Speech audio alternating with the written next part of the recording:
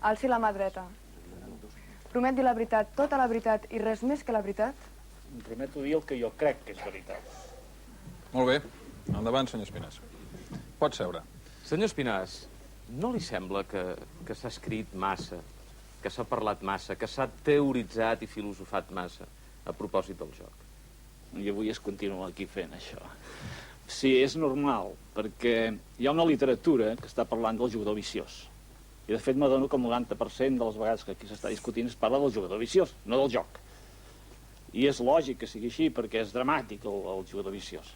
En canvi, jo no veig que sigui notícia als diaris, ni que s'hagi fet una novel·la sobre els centenars de milers de persones que juguen normalment cada dia i no els hi passa res, perquè això, com que no és notícia, no interessa, esclar. De fet, hi ha realment aquesta diferència de tracte. Quan hi ha un escàndol, i no només amb el joc, passa amb altres terrenys de la vida, no? Hi ha un retrat robot del jugador? No, perquè el perfil del jugador no existeix, com no existeix el perfil de l'aficionat al futbol. Estem parlant del perfil del jugador, no del jugador patològic, que és una diferència que s'ha de tenir molt present. Estem parlant, esclar, es deriva cap al patològic, però el jugador no és patològic per definició, i m'agrada molt que precisament el fiscal ho hagi reconegut d'entrada, que podria convertir-se en una addicció. Però realment, vull dir, jo penso que la gent que ens escolta i el jurat han jugat i no es consideren pas joc-addictes d'una manera patològica. Senyor Espinàs, jo l'he sentit dir en alguna oportunitat que el ser humà és jugador per definició. Bé, hi ha uns instints humans. L'instint del joc és profundament humà. I els instints són bons. Configuren la condició humana. Els nens comencen a jugar per instint. I totes les cultures i a totes les civilitzacions hi ha el joc. De manera que el joc no és pas dolent. Per tant, aquest fet és el fonamental que s'ha de tenir en compte. Forma part de la nostra possibilitat de viure la vida, no com màquines. L'instint de supervivència, per exemple, ningú el discuteix. El que està malament és que per l'instint de supervivència puguis menjar-te una altra persona. Això és discutible. Vostè juga, senyor Espinàs? L'instint del joc no és discutible. Que tu puguis fer-ho malament... Vostè juga? Sí, jo he jugat. Jo he jugat i jugo. Jo he jugat, doncs, mira, com un jugador normal del país, en un sentit, quan ve la rifa de Nadal, jo pregunto qui no juga a la rifa de Nadal i qui té cap escrúpol de cometre cap crim per fer la rifa de Nadal. Per cert que el joc és de les poques coses que no són en aquest moment ni delicte ni pecat, que ja té mèrit.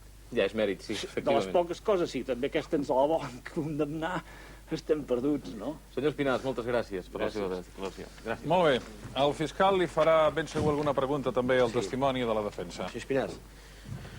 Habitualment han estat màfies les que han administrat el joc, excepte quan ha sigut l'administració qui ho ha fet. Això significa que hi ha una intercanviabilitat, que una màfia que administri el joc es comportava com una administració i una administració que administra i es beneficia del joc, de fet, actua com una màfia. La introducció de la paraula màfia em permet que la posi en dubte perquè és una paraula equívoca. Per què no m'ho permet preguntar al revés? Habitualment, el joc és administrat i controlat per l'administració pública. Aquesta és la normal. El que dèiem, aquest és el joc normal. El joc mafiós, no discutim aquí, és l'excepció, és la patologia del joc. Però que els jocs actuals, tipus bingo, per exemple, que ara estan controlats per l'administració, fins fa no pas gaire ho estaven per part de grups que anomenarem per entendre. Ja sé que no és la paraula no és exacta, però mafiós. Per tant, vol dir hem guanyat. Millora, perquè està controlat. Sí. Tenim una administració criptomafiosa.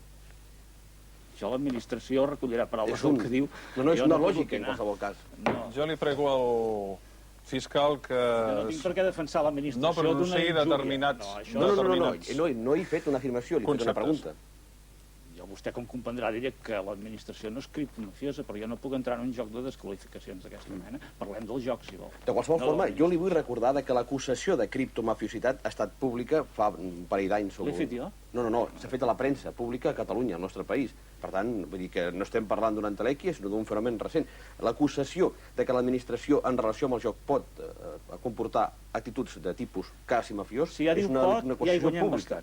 Si ha dit pot, perquè tot pot en aquest moment. Per tant, no li puc pas negar que pot, però és que discutim fets, no possibilitats. Res més.